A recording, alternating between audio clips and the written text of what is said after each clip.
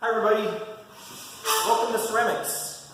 I'll usually be teaching from home, but I wanted to do this recording on the first day to show you the room, and I want to show you samples of student work today.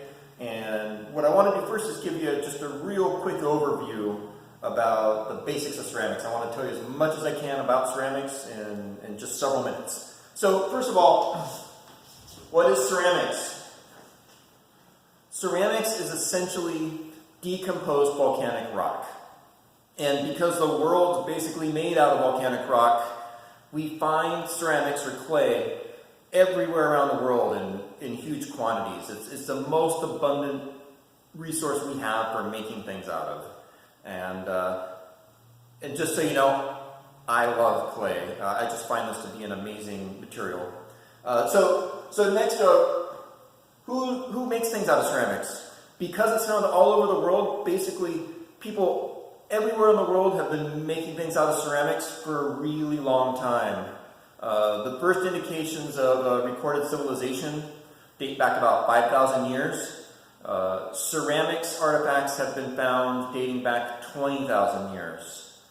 And because after somebody makes something out of ceramics and it gets fired, gets really hot, it becomes archival and very durable. That means it lasts for a really, really long time, which is why the things that we know about ancient civilizations, we know because of the things they made out of ceramics that they left behind. So, for example, if this teddy bear ended up in a landfill someday, which would never happen, and it was buried for thousands of years, if a future archaeologist dug up this teddy bear, it would pretty much be as cute and adorable as it is right now, which makes me happy. So, as you make things out of ceramics, I want you to put as much care as you can into what you make, because the things that you make in this class will be around for thousands of years. So next, I want to tell you a little bit about the process that your projects will go through from the time you make them until when they're a completely finished project. So the first thing you're going to do is you're going to make something out of clay. And here I'll make a little, here's a quick little face that I pinched out. All right, there it is. That's my 10-second project.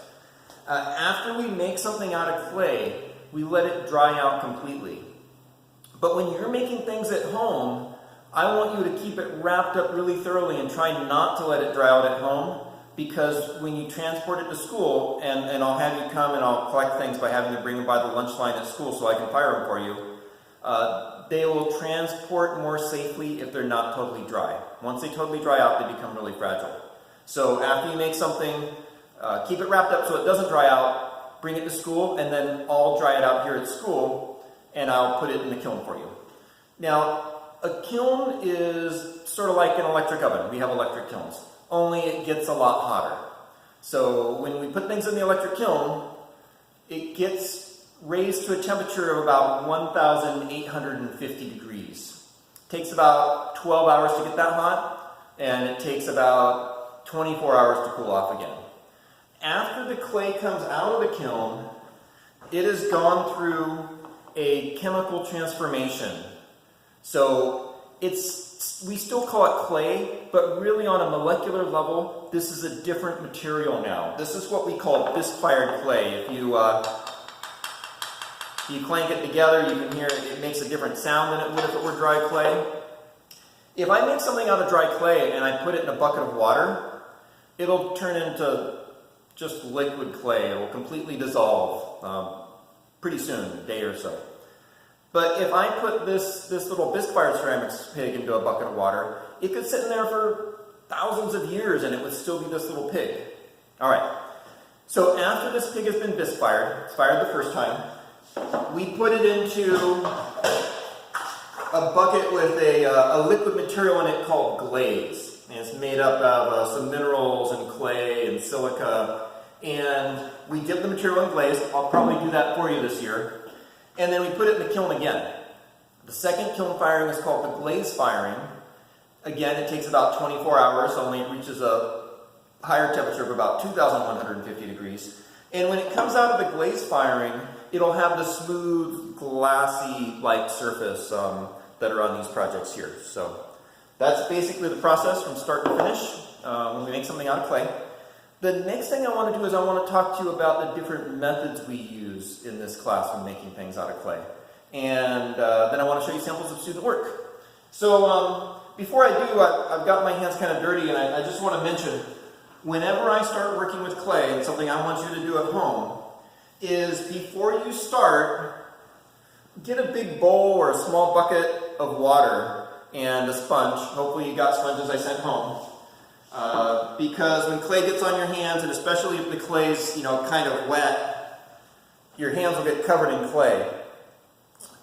We don't want you to get your house dirty by getting clay on everything, especially because when clay dries out, if we leave it around on things and it raises dust, clay dust is especially unhealthy to breathe. It's more unhealthy to breathe than normal dust because it has a silica content to it. So I want you to keep things as clean as possible as you can in your home. And the best way to do that is when you get clay on your hands, get your bowl of water and a sponge, and use a sponge to wash your hands off.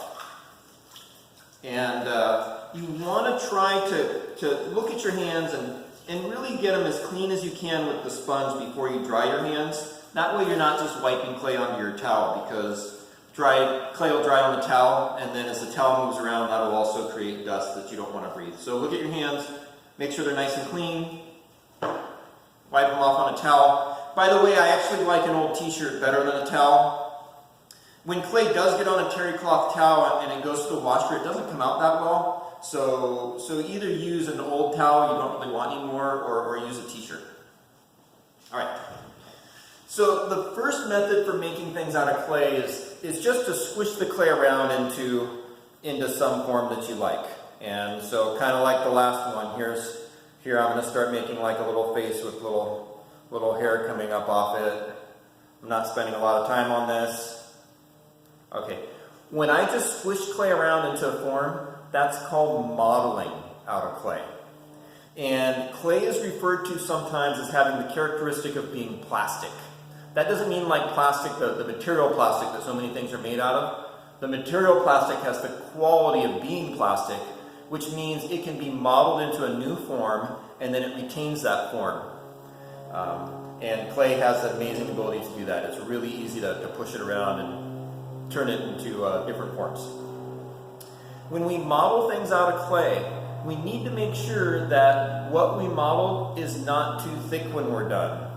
If it's too thick, it breaks apart in the kiln.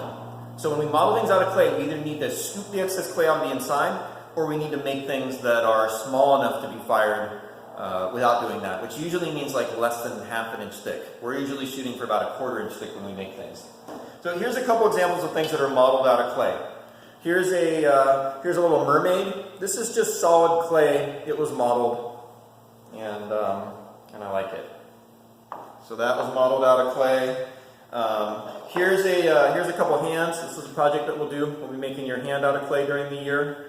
And these are just made solid out of clay, just pushing the clay around into a certain form. This one was a bit too thick, so the person had to scoop the clay out of the inside so that it wouldn't be so thick it couldn't be fired. Another way we can make things out of clay is by making something called a pinch pot. And when we make a pinch pot, I'll show you this in more detail later, we basically just take a ball of clay, we push our thumb into it, and then we start pinching it to make it thinner. And as we work our way up towards the top, we start to create a little bowl or a cup shape out of clay. If we make two of these little bowls, we can join them together and create a hollow ball of clay that's not too thick. And then we can start modeling different elements and attaching it to that ball of clay to create more detail and turn it into something. And whenever we do this, if we create a hollow form out of clay, we need to make sure we poke a hole in it before we're done, because if there's air trapped in there, when it gets really hot, it'll burst apart when it's in the kiln. So let me show you a couple projects that we've done where we model things out of clay. This little cat, the wings and ears were modeled, but the body of the cat was made based on pinch pots joined together. So it's hollow inside here. You can see the venting holes on the bottom. So a pinch pot based project with modeled elements. Here's a little dog. This one actually was not based on pinch pots. Maybe it was. Okay, but I can see the hole cut in the bottom. They might have scooped the excess clay out of the inside, or they might have created pinch pots and then opened up the bottom. This is a student from several years ago who really liked to model things out of clay instead of making pinch pots. So they'd make things solid and then take the time to scoop all the clay out of the inside. We oftentimes do a little project making heads out of clay. Again, this was formed initially with pinch pots, so the big ball-like sort of form of the face was made by joining two pinch pots together, and then the extra details were added on it, and they made a big hole in the bottom to make sure that it wouldn't come apart when it got fired. So here's another little face based on pinch pots. This little fish based on pinch pots joined together. Another way we can make things out of clay is we can flatten clay out into a flat sheet. This is called a slab of clay. And when we make slabs of clay, we can cut those slabs up and we can start creating forms by joining together pieces made from slabs of clay. So we'll be making some mugs in class. This is made out of a slab of clay. We'll be making some slab construction vases. So these vases are made from slabs or flat sheets of clay. I don't know if I'll do this project this year or not, but here's a storefront that was made from flat sheets of clay or slabs of clay. And I'll show you one more slab project. I usually do this where we make geometric designs and then make a little round box and use this as a lid. So again, these are made from flat sheets of clay or slabs of clay. We can also make things out of what are called coils of clay, which is just sort of a long rope-like shape. And if we take these shapes and we wrap it into a circle, and then we start stacking the coils on top of each other, we can start to build up a form that way. And later I'll show you how to do this correctly. But this is the beginnings of a coil pot. And oftentimes we'll make a vase or a teapot using coils of clay. So this is a vase that was made from using coils of clay. And those are the main basic ways we work. Sometimes we also use something called a throwing wheel. And I'll share an app with you later that sort of simulates what that looks like, but it's not really like throwing on the wheel. And hopefully if we can come back to school, I can teach you how to use the throwing wheel. One thing I want to mention before I end this video is that during this class, I want to really encourage you to find visual references and to look at the thing that you're making. Because when we just make something up out of our head, we tend to create a symbol of that thing instead of something that looks a bit more like it in reality. And so here are two pigs, and they're both adorable, and they both, very much be passing grades.